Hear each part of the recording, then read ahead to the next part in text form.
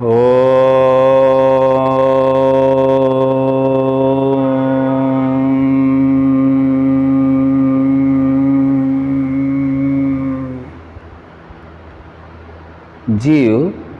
मुक्ति में शरीर के बिना कैसे सुख भोगता है।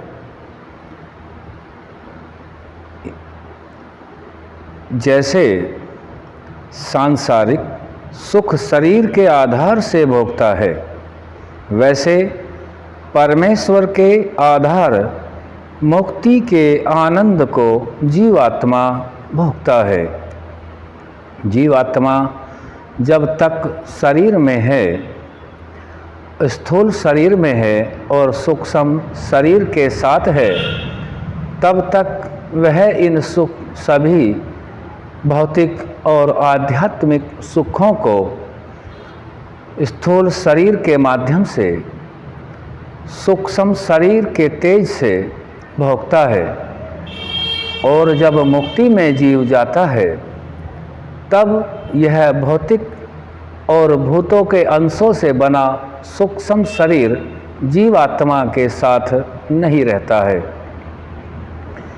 जीव के साथ केवल स्वाभाविक गुण होते हैं, स्वाभाविक शरीर होता है। उसी से जीव परमात्मा के आधार रहकर सुखों को भोगता है। वैसे परमेश्वर के आधार मुक्ति के आनंद को जीवात्मा भोगता है।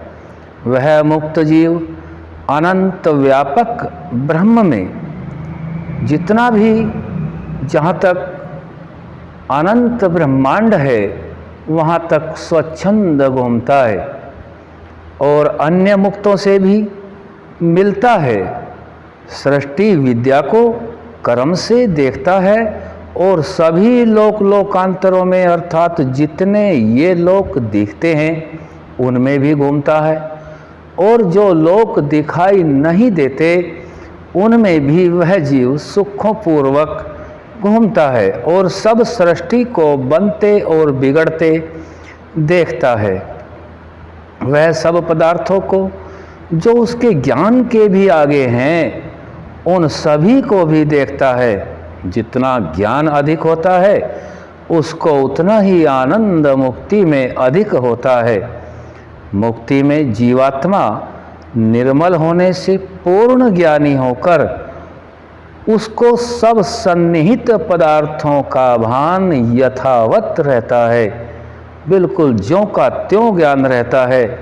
यही सुख विशेष स्वर्ग और विषय तृष्णा में फंसकर दुख विशेष भोग करना नरक कहता है। स्वः सुख का नाम है स्वः सुखम गच्छति यस्मिन् स स्वर्गः। और जो परमेश्वर की प्राप्ति से आनंद है, वही विशेष स्वर्ग कहता है। सब जीव स्वभाव से सुख की प्राप्ति की इच्छा और दुख का वियोग होना चाहते हैं। कोई भी जीव ऐसा नहीं है जो दुख चाहता हो।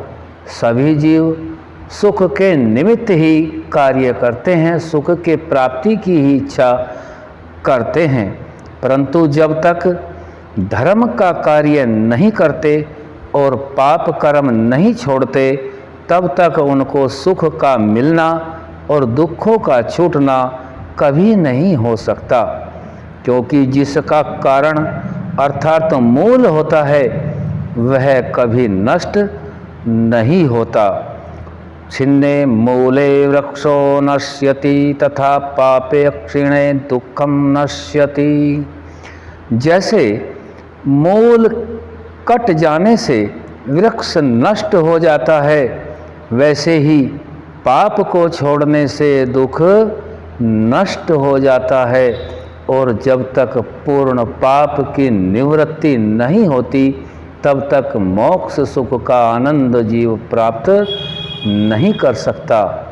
ओम सम।